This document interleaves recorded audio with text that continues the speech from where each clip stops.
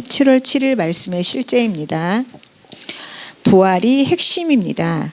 그러면 무엇을 말하느냐? 말씀이 내게 가까워 내 입에 있으며 내 마음에 있다 하였으니 곧 우리가 전파하는 믿음의 말씀이라.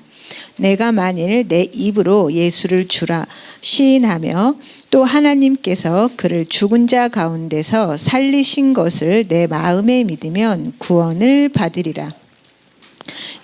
기독교는 인간이 해방되었다는 것을 전파하는 것입니다. 즉 인간은 사단의 지배로부터 속량되었다. 그래서 이제 하나님의 생명을 받을 수 있다. 그래서 생명을 받고 인간의 영이 재창조되었고 새로운 피조물이 될 수 있다. 그래서 새로운 피조물에 대해서 공부하며 새로운 피조물로 살아가는 것을 배우는 것입니다. 그래서 부활이 전파하는 것은 네가 해방되었어. 사단의 지배로부터 해방되었어.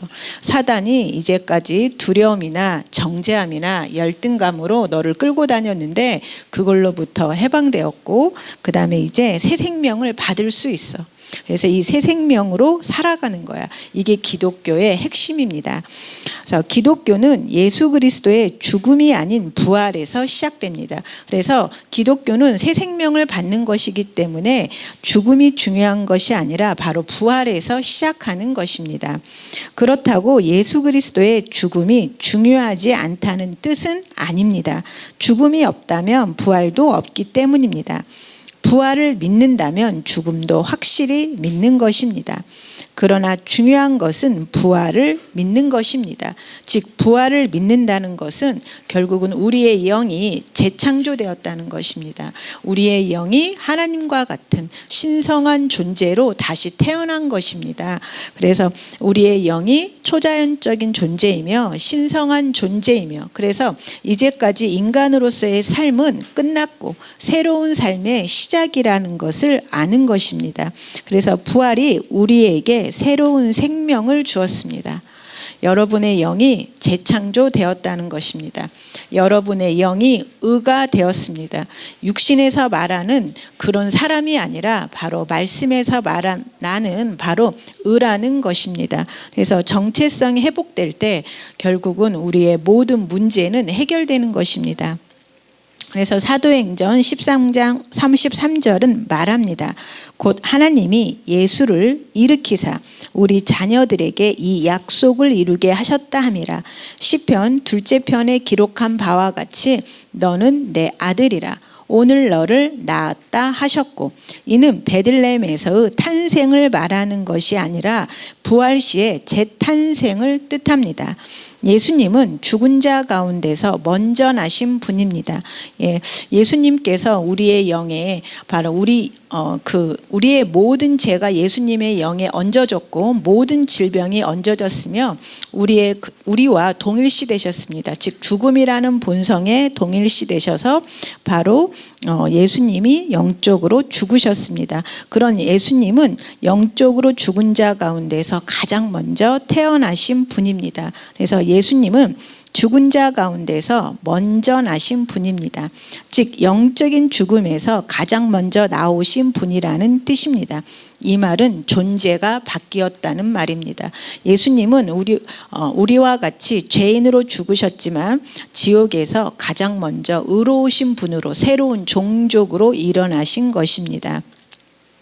자, 예수님은 십자가에서 2가지 죽음을 경험하셨습니다.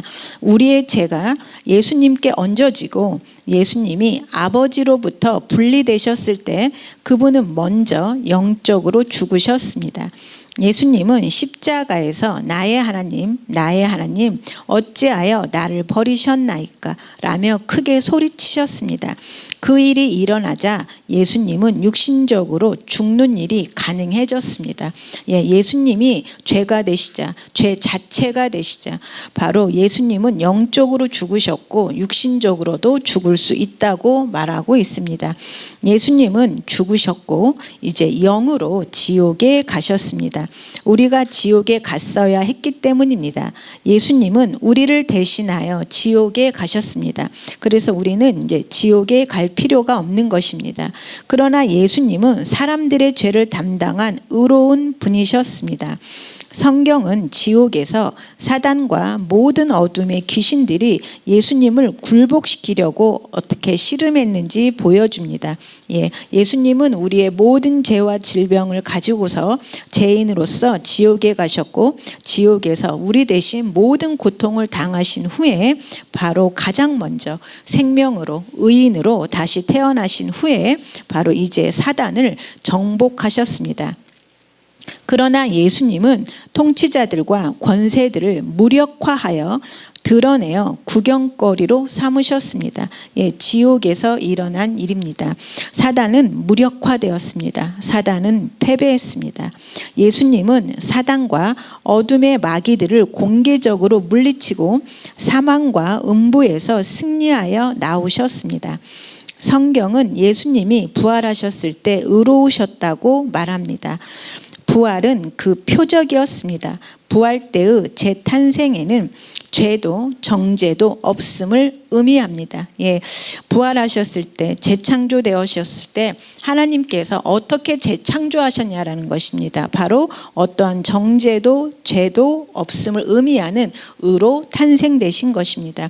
우리의 영은 새로 지어진 것입니다. 우리의 영은 의로 지어졌습니다. 그래서 어떠한 정죄도 질병도 실패도 가난도 두려움도 열등감도 정죄감도 없는 것입니다. 바로 이곳에서, 바로 우리가 영이라는 자리에서 여러분의 육신과 여러분의 삶을 대면해야 되는 것입니다. 바로 우리에게는 정확한 기준이 있습니다. 의입니다.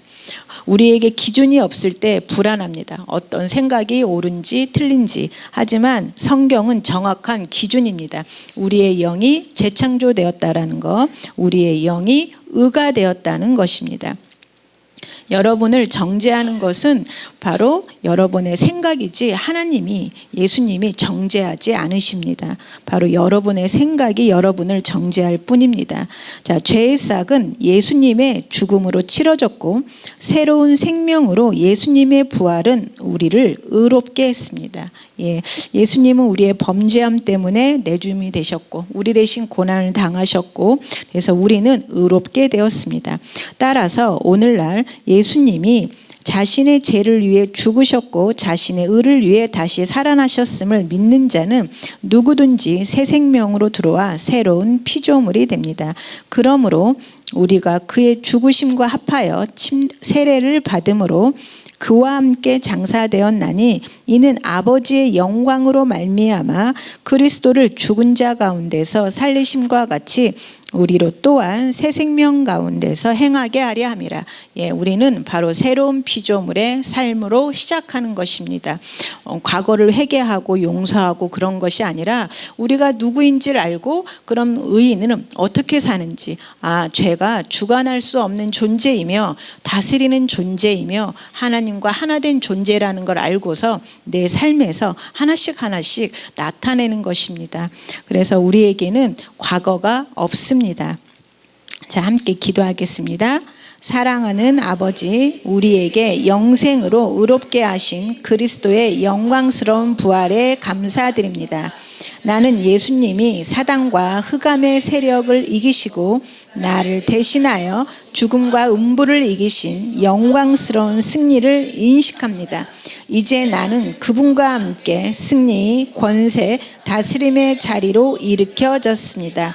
예수 이름으로 기도합니다. 아멘.